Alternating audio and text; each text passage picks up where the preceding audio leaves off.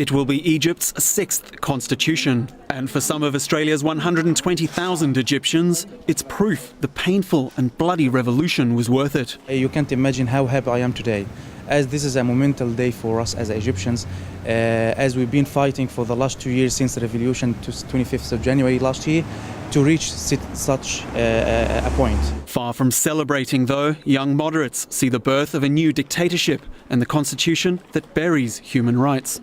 I mean, people went out to protest on the 25th of January for an Egypt that, protects all Egyptians, Christian and Muslim alike, whether they are conservative Muslims or liberal Muslims or leftists. The fact of the matter is that this constitution does not do that.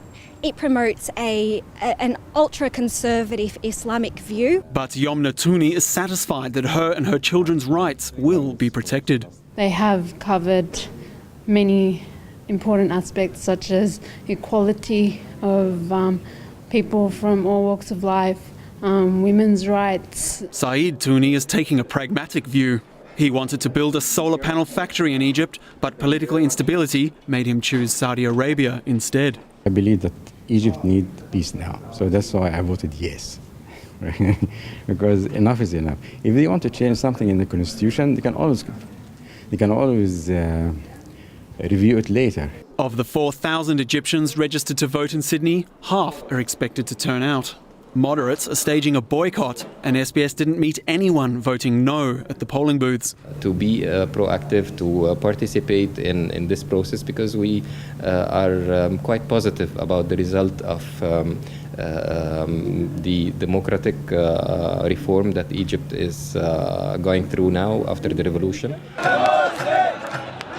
On the eve of Mohamed Morsi's inauguration as president, he promised to rule for all Egyptians. But on the street, civil rights are a matter of interpretation. When do we have our freedom?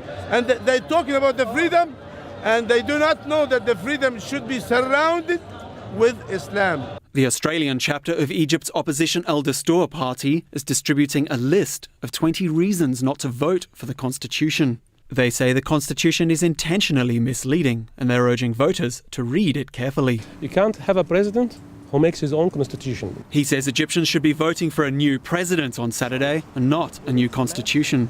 Don't forget that Dr. Morsi was voted in 51.7%. So that 1.7%, don't you think this has been diminished now with all the broken promises that he's done since he came in? Even if the constitutional conundrum is resolved on Saturday, the country is in dire need of new direction.